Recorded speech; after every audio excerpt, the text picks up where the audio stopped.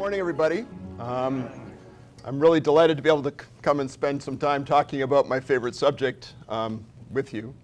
I got a chance to look through the attendee list, and when I look through lists like that, it's always a little bit of okay, because you're a fairly diverse group, right, in terms of what you're doing. And I think for some of you, this is going to be relevant because you're in transition. For some of you, it's going to be relevant because you've got people in transition. For some, perhaps you're in organizations where there's a lot of transition going on. So I'm going to try to make this at least applicable, and I hope to most of you. Maybe you're yourself taking a new role. You've got an exciting new position. You're into the mix. You're starting to climb up the learning curve. It's exciting times, but it's also potentially times of a certain amount of tension, a certain amount of apprehension. Am I really going to have an impact? Maybe you're a little further in, right, and you've begun to get some traction in the role, but you're starting to hit some points of frustration, which is virtually inevitable when you take a new role. For others of you, perhaps you're reporting to somebody who's in transition. As I'm sure you know, having a new boss is a challenge, always, right? And I think that in the research we've done on this, we find that people actually have had more bosses than they've had jobs, right? And it's a consistent statistic. It's partly because as leaders go up through organizations, the cycle time tends to go up for a while, right, until you hit the very pinnacle of the organization. So when we do research on people's transition experience, we consistently find that they have had more bosses than they have had jobs. And that's a pretty interesting situation. And how do you respond when you've got a new boss? Someone who's in transition themselves, is assessing you and other people in your organization, and you're trying to think about, how do I position myself with regard to that new boss? Possibly some of you have inherited new teams, which is another really interesting kind of dimension to this, because as I'll talk about a little bit later, most leaders taking new roles don't get to build teams. They get to inherit somebody else's team. And then they need to think about how to assess that team, reshape that team, accelerate that team in new directions. For some of you, potentially, you're hiring people, right? You've gone through a process of working with a great recruiting company, executive search company. You've brought someone into your organization. But that's really only the starting point, right? You've got this great person, but they've got to be successfully onboarded, and more importantly, they've got to be successfully integrated into the organization to really have the impact that you hope they are going to have. For most of you, I'm guessing you have organizations where there's a lot of change going on. I survey, when I do programs, participants and ask them sort of to what degree is change going on their organizations. Is it major change? Minor change, no change. I used to get, a few years back, a small number of people that would say there's no real significant change going on in my organization. I never get that anymore, right? And it's very much, gone in the direction of major change going on. Anytime you've got a lot of change going on in your organization, you've got a lot of transitions going on in your organization. People taking new roles, teams forming or reforming, attempts to really try to make these very high stakes transformation efforts succeed. And it's here too that some of what we're going to talk about today, I think you're going to find quite valuable. So I'm going to talk about transitions in the first 90 days sort of at 3 distinct levels. And I'm going to pause as I do that, as I go through each one, just to take some questions. I'd love to have it be interactive, as Kathy indicated. But I'm going to start with the level of leaders in transition. I'm then going to talk a little bit about teams in transition and how to think about that. And finally, I'm going to talk about some of the implications of this for organizational transformation. And that's basically the structure we're going to go to.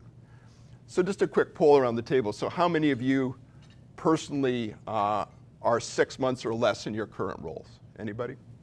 Okay, terrific.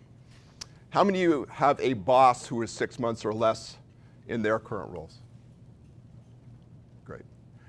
How many of you have a peer on a leadership team of which you are a part who's 6 months or less in their current roles? How many of you hired somebody onto a team that you lead who's 6 months or less in their current roles? Any questions? Right? And I say this seriously, right? Because I think that my observation these days is that in most organizations, there is a constant flow of transition going on, right? So if it's not you personally in transition, it's likely that you're having somebody's transition inflicted on you. And what we know from the research is that every leadership transition materially impacts the performance of a dozen other people, right? So think about the systemic impact of transition on organizations. Also, studies we've done for typical large, meaning Fortune 1000 companies, about a quarter of the leaders are taking new roles in those companies every year, right? If you think about what that means, that's about a 4-year cycle time in position, so that's not unreasonable.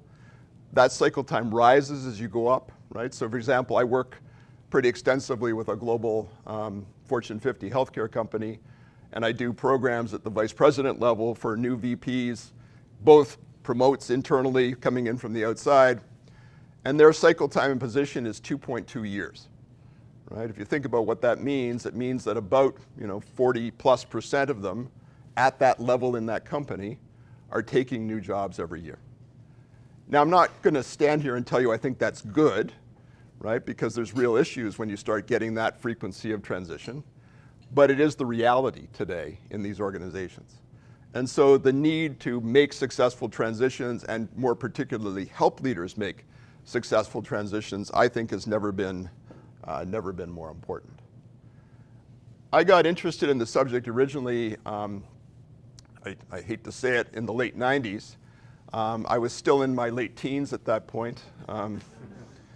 But I'd come out of a very different background: international diplomacy, negotiation, game theory. I was talking to Josh a little bit about it. But I got kind of fascinated with the phenomenon of leaders taking new roles. And I talked a little bit to Julie about this before we started, about this very interesting combination of someone in a new role struggling to get up the learning curve and become effective, while at the same time trying to have an impact on their organization. And there was lots of work out there about leadership, and there was lots of work out there about change, but there was very little about that combined phenomenon. And I started really looking at failure, right? What are common mistakes that people make going into new roles? Classic mistakes, because what I was seeing was people making those mistakes over and over and over again, yeah? With no real reason why that should happen, and everyone needing to kind of figure it out from scratch as they went up through their careers. And some of the common mistakes won't be surprising to you, right? People who come in with the answer, right? They're coming into a job, but they've kind of already reached conclusions about what's necessary, often based on what they know how to do, or they've been told that they're there to do, right? And you're going to have to forgive me for what I'm going to say, but I always tell people that when you get into new roles, you need to very carefully check and recheck your mandate and your expectations, because recruiting is like romance and employment is like marriage. Yeah? Sorry. I agree. We're in a dating business. We are, exactly. During recruiting, I'm in my best suit and you look mighty fine. I'll always do the dishes. I really like your mother. Yeah. And then there's the cold, harsh light of cohabitation, right? And so one classic mistake is that people don't really check to understand fundamentally what their mandate is. How am I going to create value in this role is a question that I say people always should be asking themselves and re-asking themselves on a regular basis. Staying with what you know how to do, another classic one, right? Mark Twain, had a saying I liked a lot. Sorry, gosh. To a person with a hammer, everything looks like a nail, right? To a person with a hammer, everything looks like a nail. And so there can be a tendency on the part of leaders to come in, with pretty big hammers. And the hammer is just a metaphor for what you're really good at, right? What's got you to this point in your career. But as Marshall Goldsmith, coach, put it so aptly, right? What got you here is not necessarily going to get you there. And so understanding a second big question, right? What is it I need to develop in terms of skills and capabilities to be fully effective in the new role? And the answer is almost never nothing, right? And often it's pretty big leaps. I'm particularly interested in the transitions that happen as you take someone from senior functional roles or specialist roles into more general management roles. How managers become leaders, about the big shifts that go on as you move from that senior functional role into becoming a true enterprise leader. I guess just a few other things, and then maybe I'd like to open it up a little bit. Onboarding, well, types of transitions, right? I sort of did something that only I think academics can really get away with, right? And what I did was I started out by saying, if you think about it deeply, all transitions are really pretty much the same, right? And here's this really great set of principles and tools, this scaffold called the First 90 Days Framework, about how to learn, and how to set direction and build alliances. And you can apply it to any transition you go through, right? So that was my entry point to this. And then having done that, I said, well, actually, all transitions are different, right? As I said, only academics get away with this kind of stuff, right? And if you think about it clearly, every transition has its own unique, capabilities. And so you need to understand fairly deeply what kind of transitions you're going through. And I said transitions with an S because it's often, multiple ones that are going on in parallel. So I wrote a second book, which no one's ever heard of, called Your Next Move, that's about the distinct types of transitions you go through. Onboarding into a new company, promoted to a new level, right? As making an international move would be examples, right? And actually that book's going to be reissued with a brand new title and some other good stuff this spring, and hopefully it'll sell more than 6 copies this time, we'll see. But my point here is that another key part of this is just understanding that transitions present very different challenges, right? I want you to think a little bit about the last time you took a job. For some of you, that's, now. How many of you joined a new organization as part of that transition? Last time you took a new job, onboarded into a new organization. Okay. How many of you were promoted to a higher level? How many of you were leading people that were formerly your peers? Anybody? How about a newly created role, a role that wasn't in existence before? How about moving geographically? Did you have to move to take the new job? And I just give this to you to illustrate, right, that when we look at this systematically, what you find is that leaders are going through typically about 3 transitions in parallel as they take a new role, right? They're moving to an organization, they're being promoted, they're moving their families. And so untangling some of that and understanding some of the key challenges is a core part of what I think we need to do these days to really be effective at it. From looking at individuals in transition, I got very interested in what do organizations do to help people make successful transitions into new roles. And at the time I started this, the answer was virtually nothing, right? It was sink or swim, is the way I described it, or leadership development through Darwinian evolution, right? However you want to sort of think about it. Now we've come a long distance from that point. More organizations do a better job of onboarding people, but very few organizations do a great job of onboarding people, right? We did a study 2 years ago, published an article in HBR last year called Onboarding Isn't Enough, that looks at the realities of what companies actually provide people when they onboard them.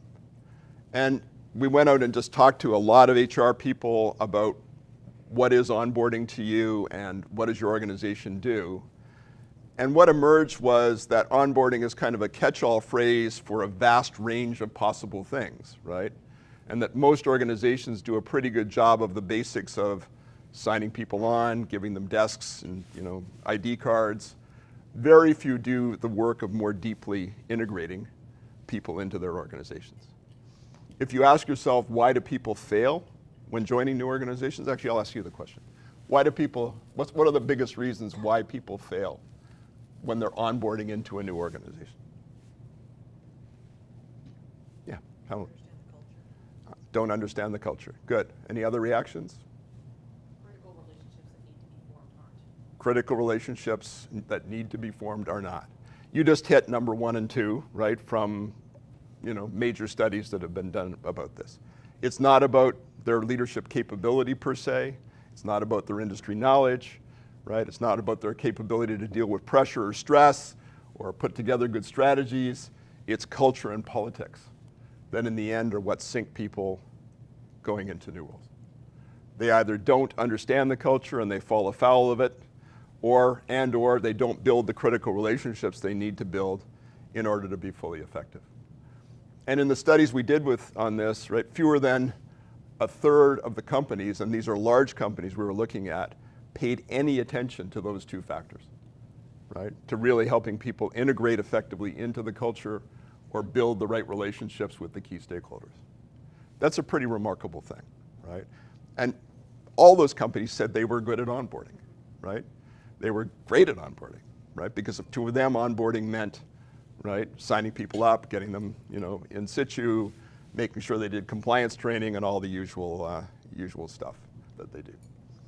So I'm just going to close this segment with a little bit of an exhortation, right? Which is I also believe very passionately that organizations should be trying to help everybody take new roles, get some support, and get up to speed faster. We've made some progress, uneven as it is, with onboarding people, but very, very few organizations do anything material to help people making equally challenging internal moves get up to speed in those roles. And so the work we're doing these days, Rich and I, is really helping companies put in place systems to accelerate everyone, regardless of the types of transitions that they're going through. And the example I gave you of the program at this global healthcare company is an example of that sort of work. It really meshes people being promoted internally to VP roles with people who are being hired from the outside. And we're able to have pretty remarkable conversations, for example, about the culture, about the politics, helping to build those networks, and so on. So I'm going to pause at this point, just as we talk about individual leaders taking new roles. Questions, comments, observations. I don't feel like I need to kind of give you a lecture on the elements of the first 90 days framework, right? Because I suspect some of you could give that lecture better than I can. But thoughts or questions about this? Does it make sense to you? The reason we're coming to a place where we have a board member who's going to retire, and so we're in the midst of thinking about succession there. But generally, I don't think board members get feedback while they're existing board members. So I think that's one of the dynamics that firms have to be better at. I got a copy of your book, which was sent to me before I came into my new role 20 months ago. And one of the things that I thought about coming into the role was not only what feedback I was going to be seeking from them, but what feedback I was going to give them coming into it. And Scott, what's the role, if you don't mind me asking? CEO of an investment management. Yep. And what I got into the practice of doing with them every 6 months or so is giving them, here's the things I need you to start doing, the things I need you to continue to do, and the things I need you to stop doing. And that framework seems to work well. Did they go into shock as you did this? Well, they had never had it before, but Yeah. I kind of liked it. Yeah, no, it's great, right? So I think that, that you're pointing to a couple of things here that are important, right? First of all, I do a lot of work in CEO succession, right? And that whole critical transition of how you bring a CEO on board, especially, was this your first CEO role? No, Yeah, okay, so that's different, right? If it's first time, just learning to manage the board alone is a big challenge, right? Learning to manage the external environment in a way that you probably didn't have to before is a big challenge. I haven't sort of done it from the opposite direction, really, right? But I think there's no reason why the frameworks wouldn't work to do that.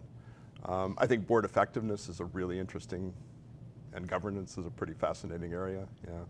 But the biggest thing I find, and I think you're demonstrating it, is the CEOs who do the best are very proactive at shaping the agenda for the board, engaging the board in a way maybe they haven't before, focusing on board education as a lever, trying to, deepen without, letting them overstep their bounds, the relationship that you have with them. So, great question. I had a question Yep. around the culture. Yeah. So obviously that's one of the biggest pitfalls. And we as executive recruiters want to make sure that we're putting people in that are a great cultural fit. Yep. But obviously teaching them around the culture that they're going into is going to be critical. And how do we best do that? So, great question. I guess I'd start right at the beginning, right, which is do you hire people for fit or do you hire people for capability or both, right? And exactly, right? And so sometimes you're taking a bit of a risk on the culture side. Sometimes you're bringing people in specifically because you want to change the culture to some degree. That's a risky business, right? Because bringing in just one person as a change agent, I find is generally not very effective as a change strategy, right? You need to bring in a critical mass of a different kind of people if you're really going to drive change in organizations. I see this dynamic where organizations say, we need a change agent, and they hire a change agent, and then they're shocked when the person turns out actually to be a change agent, you know, and start trying to change things, you know, and so there's some issues surrounding that. But the issue, the core of what you're asking is really, how does one describe a culture, right? And how does one help someone who hasn't experienced that culture and, you know, get into it? The first part of that is really having a real, you know, description of the real culture, right? Not the culture people wish they had, right? But the culture as it truly exists. As people that work with clients and get to know them very well, you probably have a pretty unique insight into the real culture. You could probably tell the candidates things about that organization that maybe the organization itself doesn't even really understand about its culture. But it's got to be a tricky business to do that. What I try to do with that, first of all, I think, you know, having a bit of a framework for describing cultures helps a lot.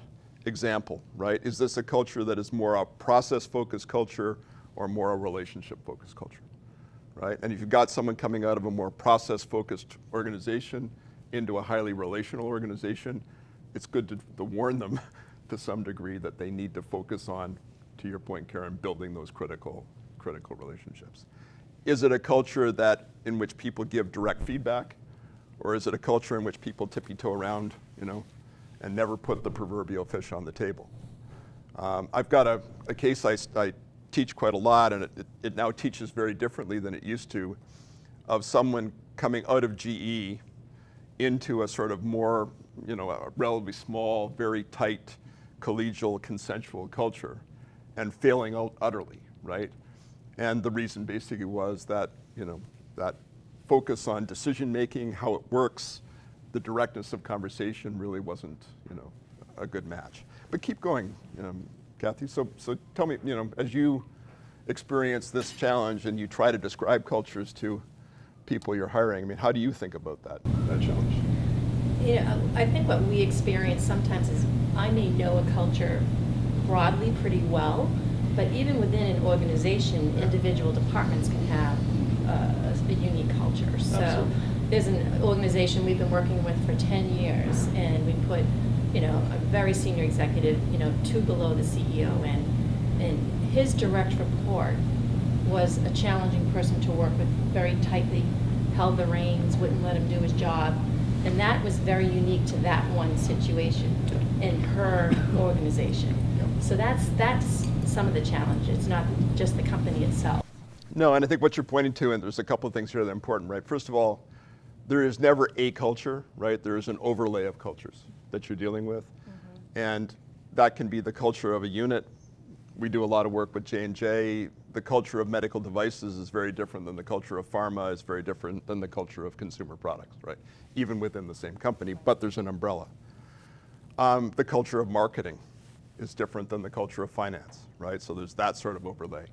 And then you've just got jerks, you know? and that's not culture, that's just, you know, the reality of the situation that you're operating. How would you advise an individual who all of a sudden finds themselves in a situation where they're not allowed to do their job because the person that hired them is just not giving them the authority to do it? Other than run away screaming? Yeah. We don't want them to do that. You don't want them to run away screaming, yeah. 'Cause, I mean, one is tempted to say run away screaming, right? So look, in a situation like that, I would be trying to coach not just the person, but also the boss to a degree. Right. I'd be trying to figure out whether this is an issue of them needing to build confidence in this person, or it really doesn't matter how much confidence they have, they're going to lead this person that way regardless. I'd be trying to broker a conversation about it and see if we could make some progress on it. I'd be attentive to the possibility that this person is not going to change, right? And what do you do when you find yourself in a situation like that? You know? I'm not helping, I know, but I'm trying. So yeah, Ingrid.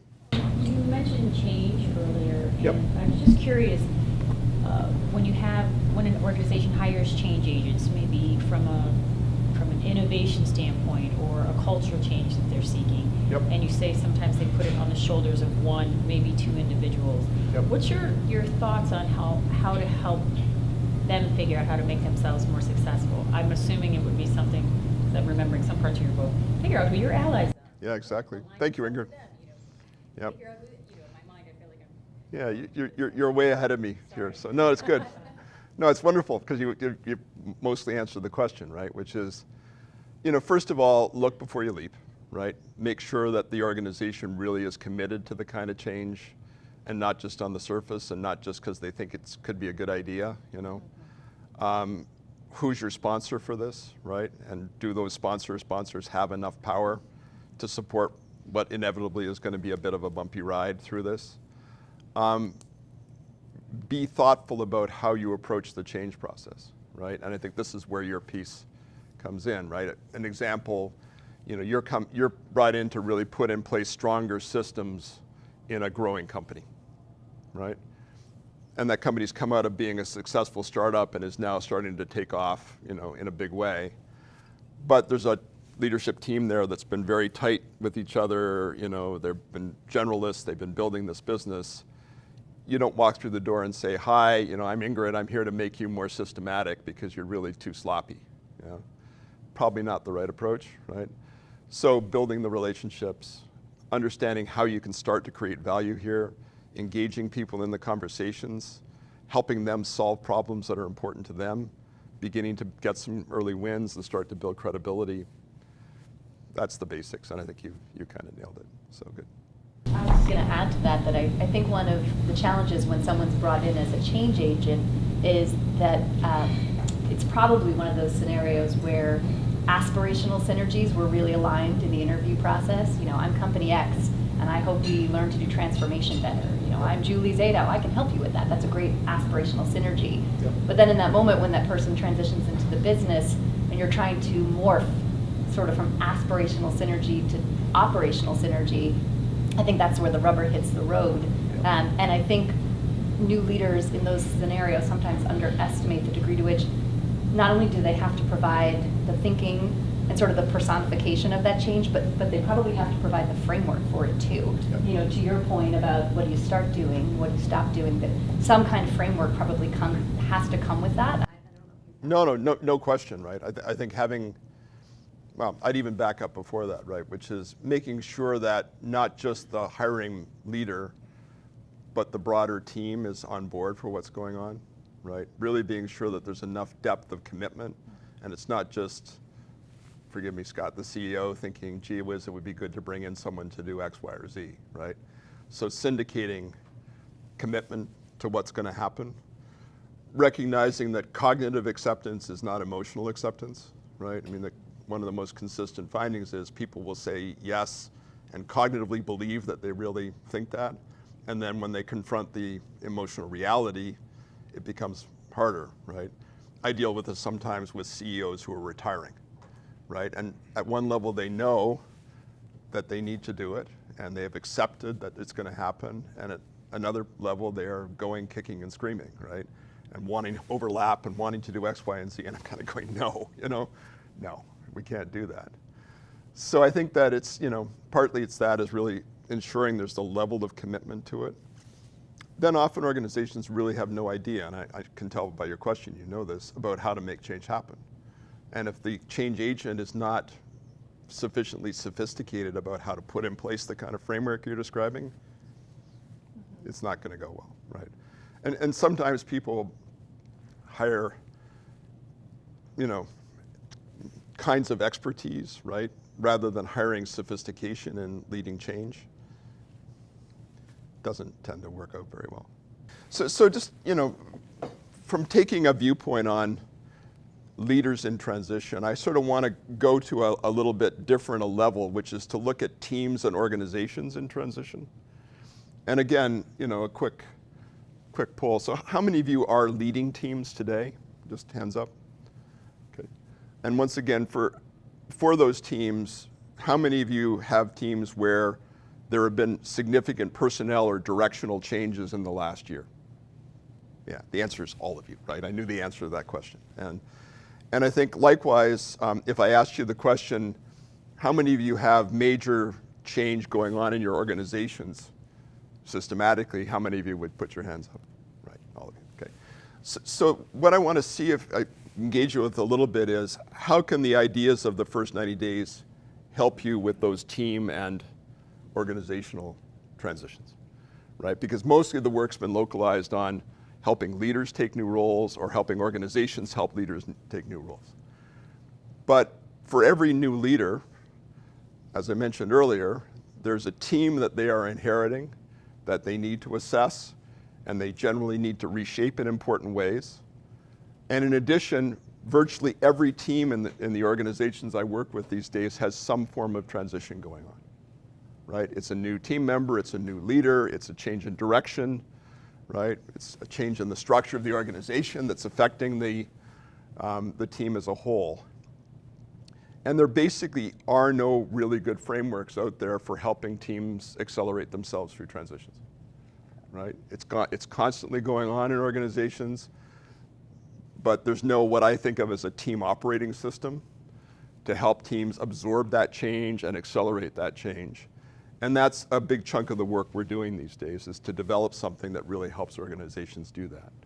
And it draws in part on the first 90 days methodology, right? Because you can think about, if you're forming a team, you can create a next 90 days plan for that team. You can create a next 90 days plan for every person on that team based on the team plan, right? And so I'm just encouraging you to think about picking up these ideas and thinking about how you apply them at the level of a team to really speed up the many transitions that are going on. We now have pretty good tools for what's known as new leader assimilation or new leader integration, right? Something that came out of GE originally, helping the new leader connect to the team faster. We have tools now for onboarding a new team member into a team quicker, because it happens all the time. We're dealing with this with a big hospital system we're working with right now, and I'm working with what's known as the CEO Council of the organization, and they're about to hire a new chief strategy officer.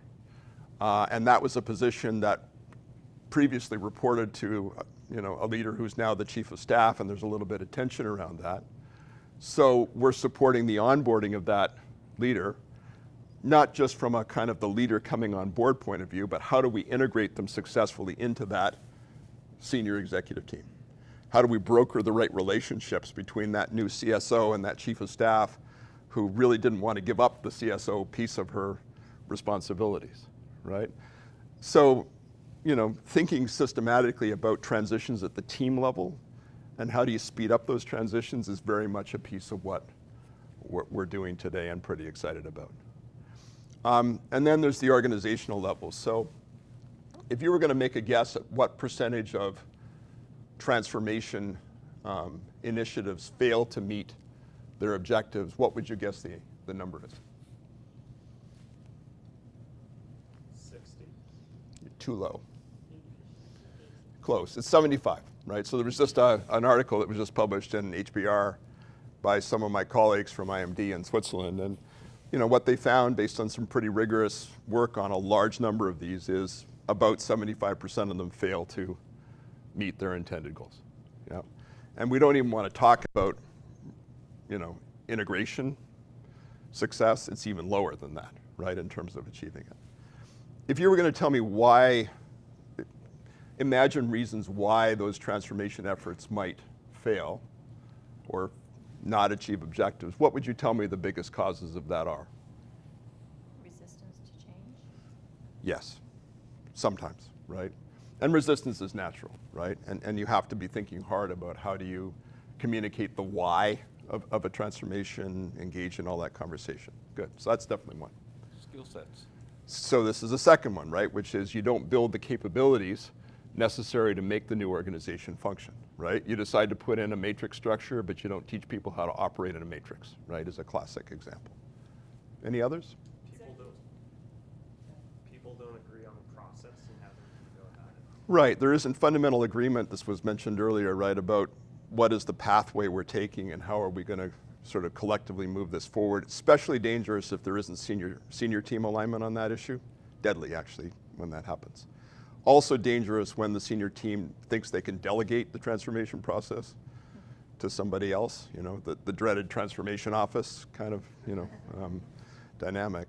But let me tell you one that it hasn't been mentioned yet, which is really, I think, pretty material here, which is typically there's really good work done in the design of the change, right? You've got very experienced consulting companies that would be more than happy to help you build a new strategy, create a new structure, staff it, put in place new processes and systems.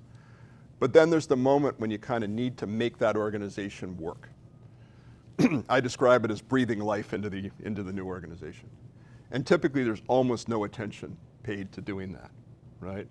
I did some work a few years ago with a global food company that will remain nameless that acquired a very large confectionery business.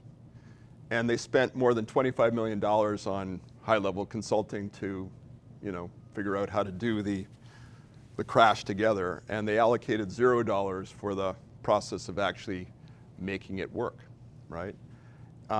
They bought it in no small measure for the talent. They lost 85% of that talent, right? So that's a disaster, yeah?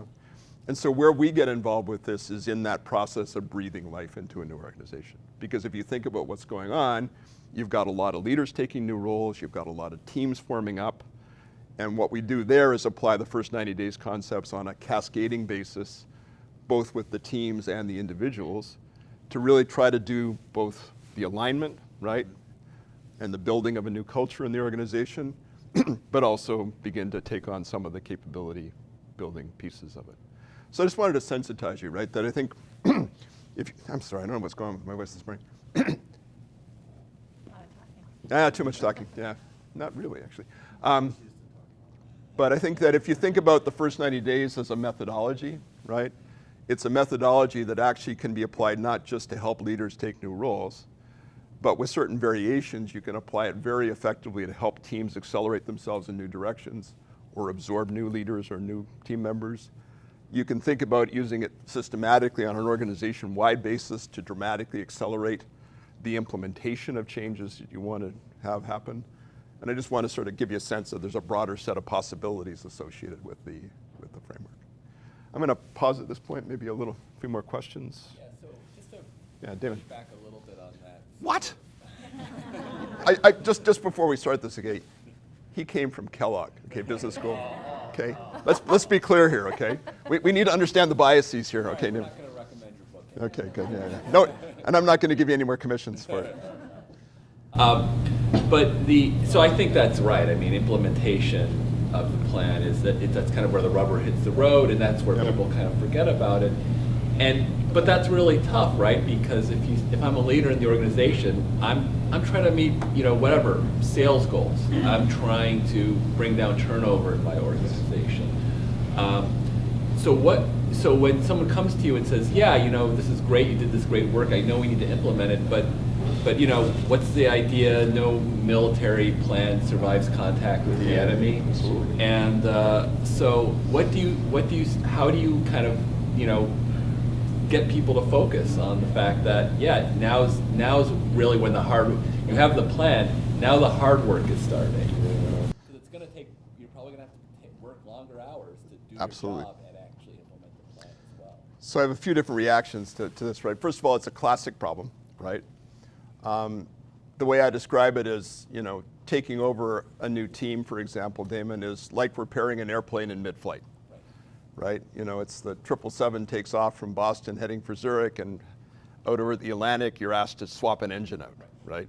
This is hard, right? And it creates real tension in the organization to do that.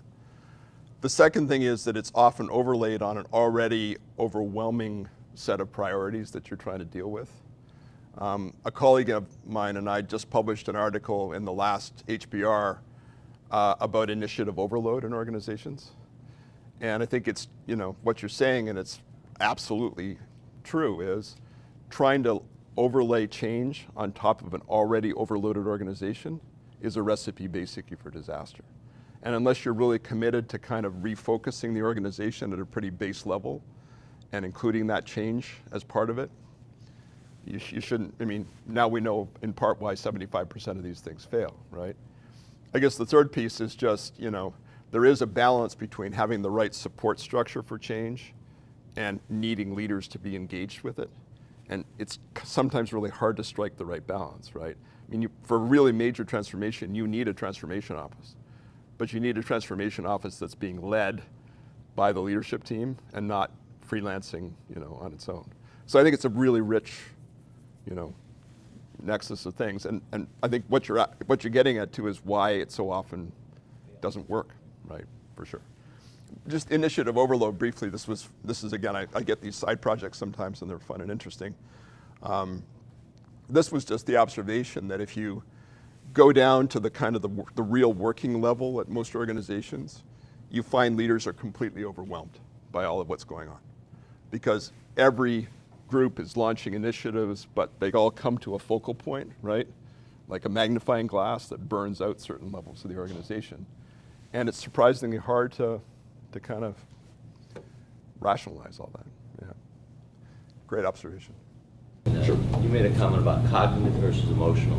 Yep. And Danny's point, you've got a board that cognitively frequently wants change, but they're emotionally prepared to deal with it. Because with change, you have certain issues relative to desire and capacity of people to change. Yep. And there will be higher levels of turnover. There will be some things that come with that commitment. Yep. And I'm not so sure, a lot of times I think you got a gap between the reality of what comes with it versus the desire that, we all need to embrace change. Yep. I think pacing and pacing it and going back each time and kind of pushing them progressively forward is, yeah. It's really about what's the cultural capacity of the board, in this case, to absorb change, or the organization, right? And to try to match your pacing to that, and just recognize that, there's got lots of good research that shows that you can take people from A to B in a series of steps where they'd never go in a single leap, right? So what are those markers along the line, right? Try to get them to accept a piece of it, absorb it, another piece. Before that magnifying glass burns a hole in the Exactly. reflection point. Yeah, exactly. But what's your experience been? I mean, It's interesting. I find it becomes, everything is kind of fact and circumstance balanced together. And even within a board, you don't have consistency. It's my findings. You've got, as much as you want diversity in a board, which is great, there's diversity, the ability to deal with the change. And making sure that you kind of keep alignment as you've got. And I think depending on whether you're the CEO versus a division manager, I think it's a little different approach. It's a little easier to balance because as a division manager, you've got one boss. Yep. As a CEO, you have a handful above you and then a bunch below you. I mean, working with CEOs, my guess one observation is that becoming an effective diplomat is among the biggest shifts you need to make when you become a CEO, right? Because now you're dealing with that multi-stakeholder board environment, you're dealing with a complex political environment externally, you're dealing with a complex political environment typically in your leadership team.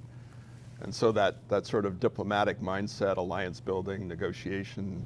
I think that's the biggest jump from a COO to CEO. That is why I think that some succeed, some don't. I agree. And it's why someone who could be a great COO could be a really bad CEO, right? Exactly. Yeah. Terrific. Any final thoughts, questions? We're going to wrap things up. I'd like to thank Jessica Starbird for organizing all this. Thank you, Jessica. Appreciate it. And Kathy Whitehouse for putting this together. We really appreciate it. Thank you all for starting your morning with us. Thanks. Have a good day.